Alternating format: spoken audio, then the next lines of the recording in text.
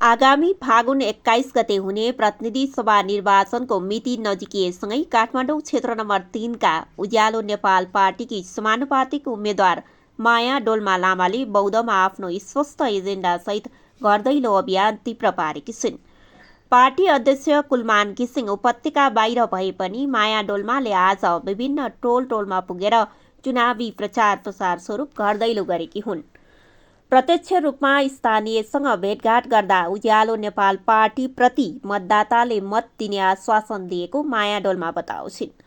बौद्ध क्षेत्रबाट राष्ट्रिय राजनीतिमा उदाउँदै गरेकी सामाजिक अभियन्ता माया डोल्मा लामा अहिले चर्चाको केन्द्रमा छिन्।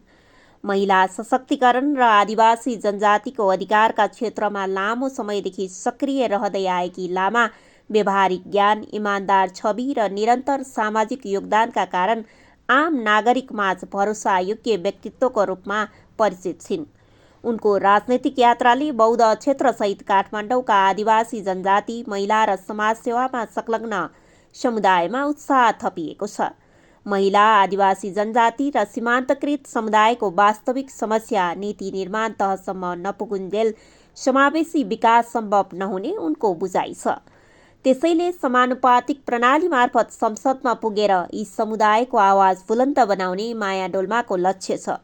महिला सशक्तिकरण, आदिवासी जनजाति अधिकार, स्वास्थ्य सेवामा सुधार, शिक्षामा समान अवसर, स्थानीय विकास र सुशासन, युवा र रोजगारी, पर्यावरण संरक्षण, धार्मिक सांस्कृतिक सम्पदा संरक्षण, सामाजिक न्याय, पारदर्शी राजनीति उनका मुख्य एजेन्डा हुन्।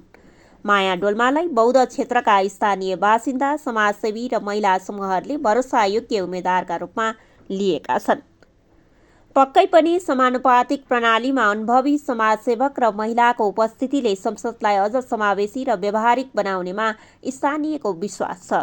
माया डोल्माको उम्मेदवारीले केवल एक व्यक्तिको प्रतिनिधित्व मात्रै नभएर एउटा समुदायको आवाज संसदमा पुर्याउने अपेक्षा गरिएको छ।